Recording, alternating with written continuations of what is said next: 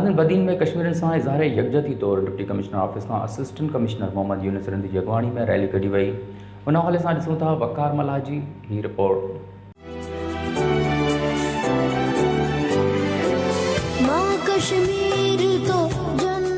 सॼे मुल्क जे बदीन में कश्मीर ते इंडिया के ज़ुल्म खिलाफ़ एक शानदार rally assistant commissioner Mohammad Younis ji अॻवाणी में डीसी ऑफिस का डीसी चौक ताईं कढी वई, जंहिंमें मुख़्तलिफ़ खातन के ऑफिसरन, उस्तादन, शागिर्दन, औरतन, शहरियन वॾे अंग में शिरकत कई। कश्मीर बनेगा पाकिस्तान जा नारा पुणाया विया। उन मौके ते रैली में शिरकत कंदड़ अॼु जे ॾींहं खे कारो ॾींहुं करे मल्हायो पियो वञे। महबूब न्यूज़ नेटवर्क टीवी सां ॻाल्हाईंदे चयो त कश्मीर ते थींदड़ ज़ुल्मनि ने अॼु 27 अक्टूबर 1947 ते अॼु खां 74 साल पहिरीं इंडियन फोर्सिस मोकिले करे को गाज़िबाना कब्ज़ो कयो। उन कब्ज़े के खिलाफ़ गुज़िरियल 74 सालनि खां वठी करे मुसलसिल हिकिड़ी जदोजहद हली रही आहे। जेके भी कश्मीर ते ज़ुल्म थिया आहिनि उन्हनि में ग्रास ह्यूमन राइट्स वायलेशन हुजनि, इनोसेंट्स किलिंग्स हुजनि, उन्हनि जी औरतुनि ते, ॿारनि ते, बच्चनि ते जेके ज़ुल्म थियनि पिया, ऐं सभिनी खां वधीक इहो जेको उते राइट टू सेल्फ डिटर्मिनेशन जेको हिकिड़ो बुनियादी हक़ आहे, हुननि जी आज़ादी जो हक़ आहे, यूनाइटेड नेशंस में उन ते मुतहद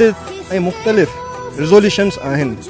अक़वाम मुतहदा जूं रिज़ोल्यूशंस हूंदे करे बि राइट टू सेल्फ डिटर्मिनेशन जेकॾहिं न ॾिनो वञे ऐं हिकिड़ो मुसलसिल जबर ऐं ज़ुल्म उन्हनि में पैलेट गन्स उन्हनि जी अखियुनि ते, उन्हनि जे मुख़्तलिफ़ घरनि खां उन्हनि खे नज़र बंदि करणु, उन्हनि जे अॻुवाणनि खे राइट टू फ्रीडम स्पीच वग़ैरह जेके भी बुनियादी हुकूक आहिनि उन्हनि सभिनी खां महरूम रखण जे ख़िलाफ़ ऐं हुननि खे आज़ादी न ॾियण जे ख़िलाफ़ ही हिकिड़ो 27 अक्टूबर ब्लैक डे पूरी दुनिया में मल्हायो वञे थो ऐं इहो हर साल मल्हायो वेंदो जेसीं ताईं कश्मीर आज़ादु नथो थिए।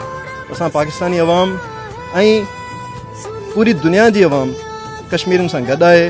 अॼु जो ॾींहुं असां सिर्फ़ु इन करे था मल्हायूं त 74 सालनि खां कश्मीर में जेके मज़ालिम थींदा था अचनि उन्हनि जे ख़िलाफ़ असां हर फोरम ते, हर लेवल ते आवाज़ उथारींदा रहंदासीं जेसि ताईं इहा आवाज़ असांजी सॼी दुनिया में नथी फैलिजी वञे। भले असांजे विच में केतिरो बि ज़मीनी फ़ासिलो हुजे, असांजी दिलूं अॼु बि कश्मीरी आवाम सां गॾु थियूं धड़कनि, असां हुन सां गॾु। रैली में शिरकत कंदड़ जो चवणु हो तो भारत मज़लूम कश्मीर सां हमेशह ज़ुल्म कंदो आयो आहे। अक़वाम मुतहदा खे फौरी नोटिस वठी कश्मीर सां थींदड़ ज़ुल्म बंदि कराइण लाइ अहम किरदार अदा करणु घुर्जे। कैमरामैन ज़ुबैर पुसियो सां गॾु वकार हुसैन मल्हा, महबूब न्यूज़ नेटवर्क टीवी।